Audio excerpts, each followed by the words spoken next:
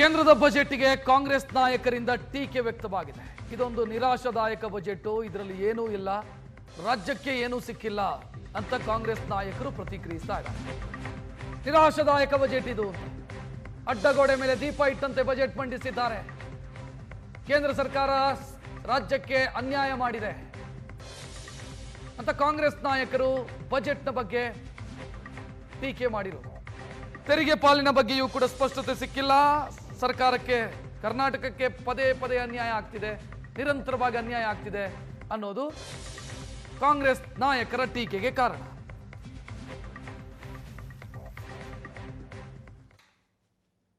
ನಮ್ಮ ಪ್ರತಿಕ್ರಿಯೆ ಏನು ಅಂದರೆ, ಸನ್ಮಾನ್ಯ ಸಿದ್ದರಾಮಯ್ಯ ಅವರು ಮತ್ತು ಮುಖ್ಯಮಂತ್ರಿಗಳಾದ ಡಿ ಕೆ ಶಿವಕುಮಾರ್ ಅವರು ಮತ್ತು ಎಲ್ಲ ಮಿನಿಸ್ಟರ್ಸು ಈಗ 2 ವರ್ಷದಿಂದ ದೆಹಲಿನಲ್ಲೇ ಓಡಾಡ್ತಾ ಇದ್ದೀವಿ.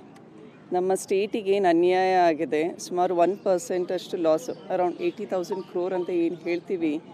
ನಮ್ಮ ಟ್ಯಾಕ್ಸ್ ಡೆವಲ್ಯೂಷನಲ್ಲಿ GSTನಲ್ಲಿ ನಂಬರ್ 2 ಇದ್ದೀವಿ. GDP ಗ್ರೋತ್ನಲ್ಲಿ we are among the top performing states.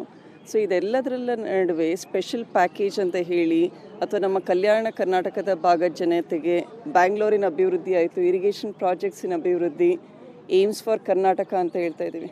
ಅದು ಇನ್ನಾದರೂ ನಮ್ಮ ಕನಸು ನನಸಾಗ್ತಾ ಇಲ್ಲ. ಸೊ ಇಂಥ ಒಂದು ಬಡ್ಜೆಟ್ಟು ಸ್ಟೇಟಿಗೆ ಸ್ಪೆಸಿಫಿಕ್ಕಾಗಿ ಗ್ರೋತಿಗೆ, ಈಗ ವಿಕಸಿತ್ ಭಾರತ್ ಅಂತ ಹೇಳ್ತಾರೆ. ಸೊ ಈಗ AI ಇನ್ವೆಸ್ಟ್ ಮಾಡ್ತಾ ಇದ್ದಾರೆ, ಸಾಕಷ್ಟು ಇಂಡಸ್ಟ್ರಿ. ಸೆಂಟ್ರಲ್ ಬಜೆಟ್ಟು ನಮ್ಮ ರಾಜ್ಯಕ್ಕೆ ಏನು ಅನುಕೂಲ ಆಗಿಲ್ಲ.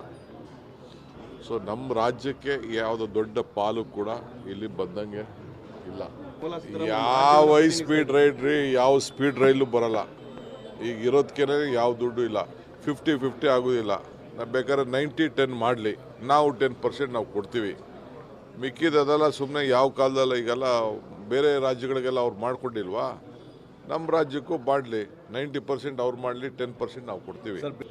ನಮ್ಮ ನಿರೀಕ್ಷೆ, ನಮಗೆ ಅತಿ ಹೆಚ್ಚು ಪ್ರೋತ್ಸಾಹ. ಈಗ ಮೋದಿ ಅವರೇ ಗ್ಲೋಬಲ್ ಸಿಟಿ ಅಂತ ಹೇಳಿದ್ರು. ಆ ಗ್ಲೋಬಲ್ ಸಿಟಿಗೆ ಏನು ಒತ್ತು ಕೊಟ್ಟಿದ್ದಾರೆ? Central budget. ಇವತ್ತೇನು ಲೋಕಸಭಾದಲ್ಲಿ ವಿತ್ತ ಮಂತ್ರಿ ಅವರು ಬಜೆಟ್ ಮಂಡಿಸಿದ್ದಾರೆ.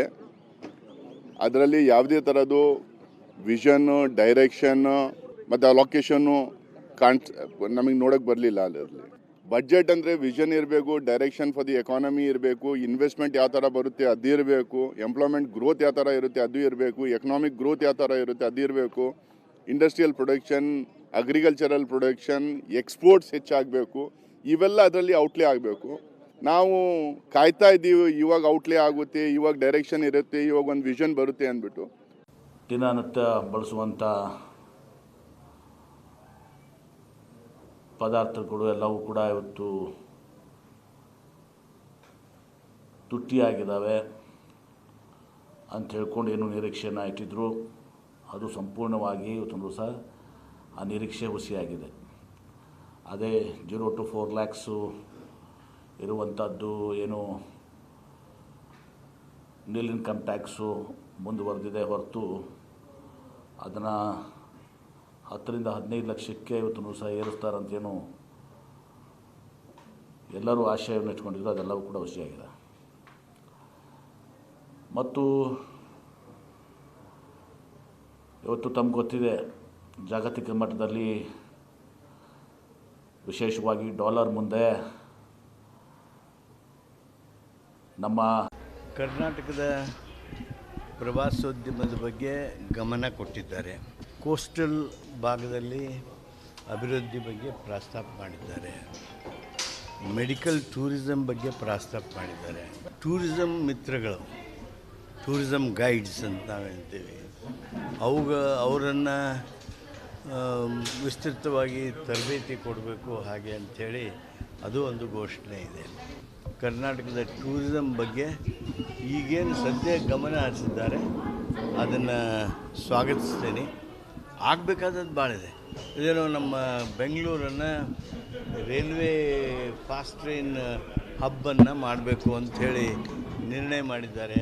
ಅದು ಸ್ವಾಗತಾರ್ಹವಾಗಿದ್ದು, ನಾವು ಈ ಬಜೆಟ್ ಮೂಲಕ ಏನು ನೋಡ್ತಾ ಇದ್ದೇವೆ ಅಂದರೆ, ನಮ್ಮ ರಾಜ್ಯಕ್ಕೆ ನೀಡಬೇಕಾಗಿರೋ